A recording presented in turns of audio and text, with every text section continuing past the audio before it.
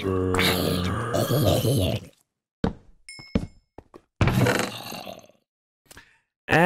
welcome back to When Miners Commute, WMC Season 22. This is episode number 2. We're not doing a whole lot here. We did just find a zombie dungeon. I haven't actually seen in detail what's in here, this place, but just break the spawner. There you go. And I think I'm still gathering iron. I did not have the quickest start, I'll be honest. First episode went by pretty quickly without me doing really much except exploring, I suppose. But I was in the middle of a guitar cover at the end of the episode, so I thought I would just do it from the beginning so we can actually listen through it properly and I can talk more about what's going on after that. So, see you soon. So let me go. I don't wanna be your hero.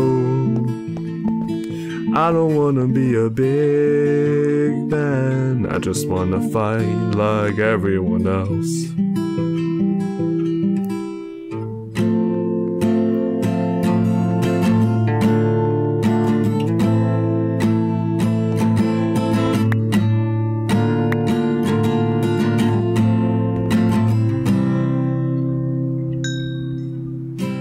So let me go. I don't wanna be your hero. I don't wanna be a big man. I just wanna fight like everyone else. And your masquerade, I don't wanna be a part of your parade. Everyone deserves a chance to walk with everyone else.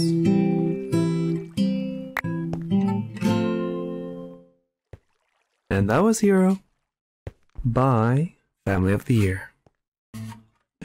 As I said last episode, I do suffer the consequences of allergies, so my throat is not where I want it to be, but I hope it's fine enough.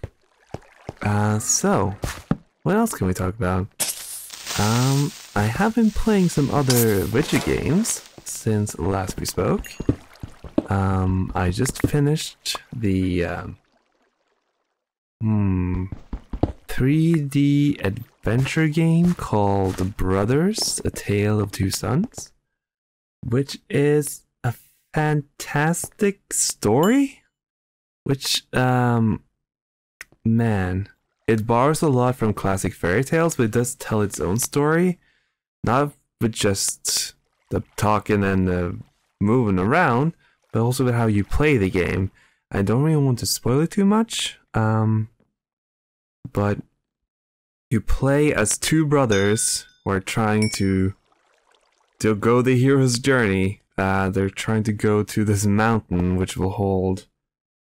Well, it's unclear. Is it a mountain or a tree? I'm not sure. They get this drawing of a place they need to go to find an antidote to save their father, who is terminally ill.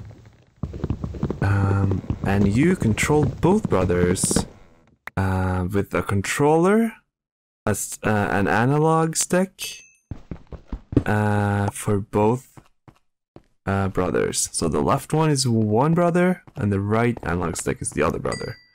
Which, it's hard to get used to at first, because when you start playing you expect a sort of style, and it's definitely unique in that way. It's not like other games. It has a really nice visual style, great music, and just a lot of good storytelling without actually any dialogue or speaking, which is very impressive. And yeah, just throughout, there's good storytelling, the setups of good set pieces, like a good, nice cinematography and shots, and it's not very expensive either, so if you want a nice story that doesn't take too long, I think I maybe beat it in 3 or 4 hours. I would give that a try. It's not a game you want to replay, so you want to make sure that you're okay with spending that money on a game that doesn't really last that long. And I think I might have found the second spawner. Or third spawner. I think that's one side effect. I think the dungeon rates were just boosted a little bit. Which is fine. I mean, that just makes it a bit more fun and interesting. Kind of like Season 11 was, which is weird. Again, the comparisons, FFA seasons, and dungeon rates. And the weird terrain generation as well. It's great. Also been trying to go through Hollow Knight, which is a 2D adventure exploration game with a lot of combat and some amount of permadeath, like Dark Souls. Not permadeath, but there's a lot of disadvantages to dying, and you have to sort of get back to the point you died to gather everything you've lost, essentially. Which is like gathering your souls in the Dark Souls games. I think that game might just be too hard for me. Like, I love the visual style and the music. There's a lot of cool things in there, and I like how it plays. I just think it's too difficult. You don't have enough health, and it's just too easy to die. And the checkpointing is kind of rough. So I don't know. It's definitely a game I want to finish because I see so much in it. I know people enjoy it, but it just might be too difficult for me because I'm not good at video games. But I appreciate a lot of what it does, for sure. We did find a mineshaft, by the way, which is nice. I think it's the tiniest mineshaft in the world, though, because I don't think I found a branching path after this, unfortunately. So, let me think. What else have I played, really? I have a Nintendo 3DS and I've just been playing like a bunch of games on that thing. I just finished this small little indie game called Mighty Gunvolt, which is heavily inspired by the classic Mega Man games, you know, those sort of 2D platformers with enemies and a boss at the end. It's very, very similar in that respect. It's definitely not as difficult though, because I was actually able to beat it, and I was never able to beat any of the old Mega Man games. And it's also pretty short. I think maybe 3 stages in total, if I remember correctly. And by the way, I started using lava buckets as fuel. It's a very, very good, efficient use of my time. And also found more mineshaft, which is always good. Sorry about that.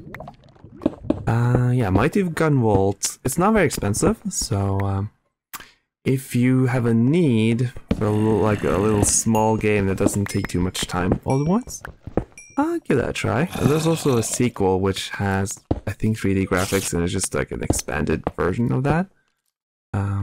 That might also be worth it. I think it's like Zero Striker Gunvolt. It has a weird name. Haven't tried that one yet, but I've heard good things. What else? For those that know about the Jackbox Party Pack series, there's a game that's very similar, but not made by the Jackbox studio. It's a team. It's a totally separate team. Where Brental Floss, if you've ever heard that name, he does like he does covers of video game songs with lyrics. That's like the stuff he's most famous for. It's kind of a few years ago, so you might not remember my name. But he helped make that, and the game is called Use Your Words.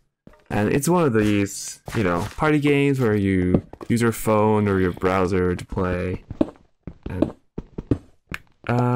there's only like one mode in it, but it changes. It has like 3 different levels you go through, which are all kind of fun.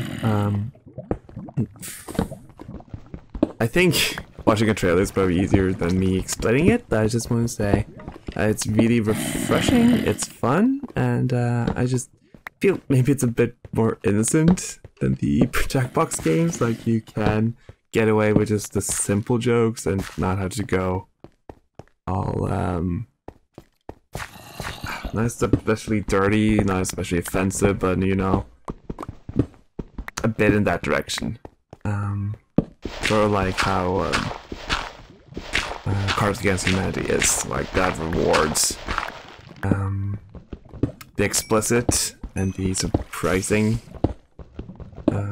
elements a lot more, which, you know, it works once and then it's not really fun ever again after that. So I feel like Use Your Words is it's a game that respects you as the player a lot more and the choices you make. It's good. I like it.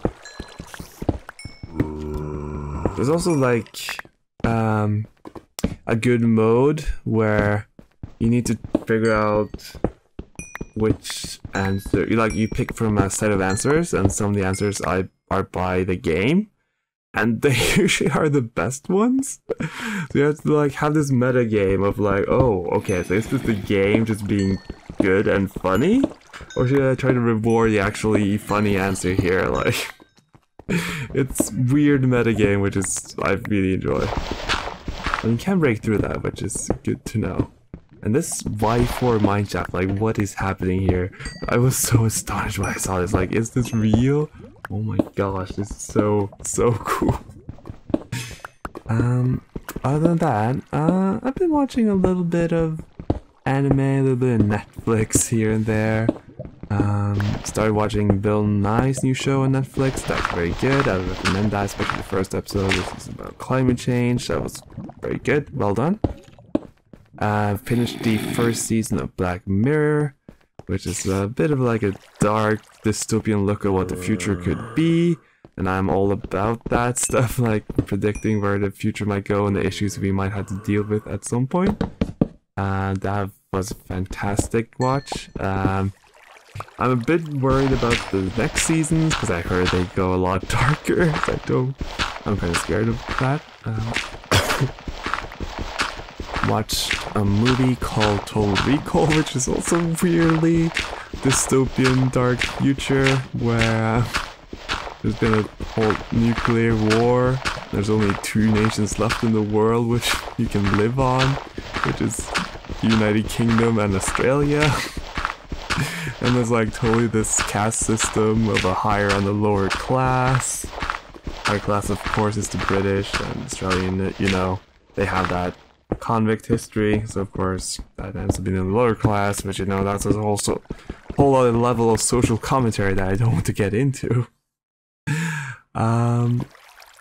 But the movie itself, it deals a lot more with the future elements, with what technology can do for you, and how scary in a way that can be. Because this technology that can alter your memories, so you can live out the life of whatever you want it to be. And sometimes maybe not even by your choice. But it's terrifying. Like, they can rewrite your memories using technology. Which might be something well, maybe not our generation, but at some point mankind might have to deal with. Which is worrying. It's a good movie though. There's something about the ending I don't like, and I don't want to say it, but I think it's a good watch either way. Other than that, I can't really think of too much else I've seen. I guess I'll bring up the anime point really quickly. Finished JoJo's Bizarre Adventure Season 3, which is Stardust Crusaders. Did not really enjoy the season as much as the other ones, because it kind of just felt like a bunch of small boss battles which didn't really affect the main story at all. I heard there's a season 2 that does a lot better, which I'm excited about. I've not started watching that because I've been watching Danganronpa, the 3rd. They're just called 3, I believe. Because I played the previous 2 games, so when I figured out that the story progresses not in a game, I was skeptical, but it's good so far, and it's a weird format, which is also kind of intriguing. It's cool. I like how they're doing it so far. I haven't gotten too far, so please no spoilers. And let's go drop an enchanted bow, which is power 2, which is like, oh man, that's awesome. Can't believe my luck finding this mineshaft, these diamonds, and then that bow. It's pretty good so far. I also got 3 music discs, which, you know, all I can be hope for ever, really. And you see other people mentioning the dungeoneering, which, yeah, that happened. I'm totally fine with that. Alright. That was a lot of talking, so how do you say we do another song? I was kind of going to save this to the end, but it's such a good song, I want to play it right now.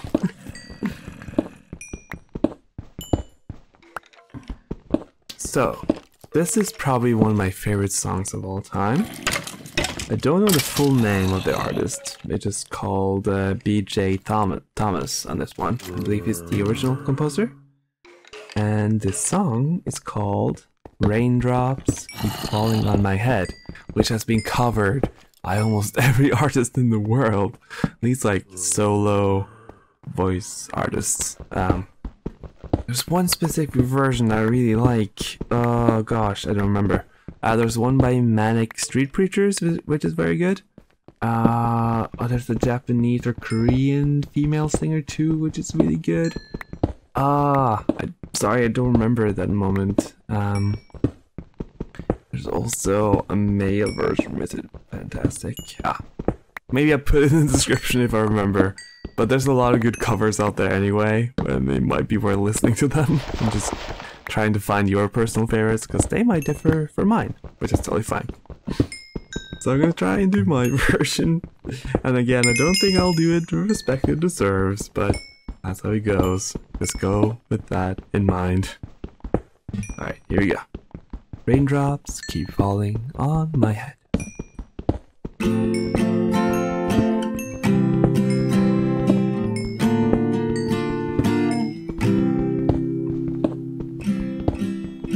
Raindrops keep falling on my head. And just like the guy whose feet are too big for his bed, nothing seems to fit. Those raindrops are falling on my head, they keep falling. So I just did me some talking to the sun, and I said I didn't like the way he got things done. Sleeping on the job, those raindrops are falling on my head, they keep falling. But there's one thing I know, the blues they send to meet me won't defeat me. It won't be long till happiness steps up to greet me. Ooh. And so those raindrops keep falling on my head, but that doesn't mean my eyes will, soon be turning red. Crying's not for me, 'cause I'm never gonna stop the rain by complaining, because I'm free. Nothing's worrying me.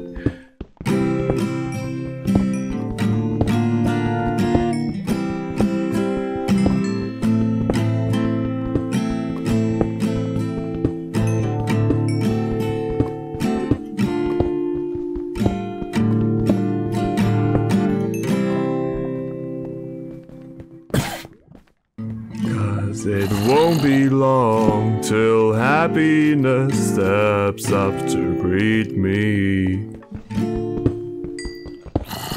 Raindrops are falling on my head. See you next time.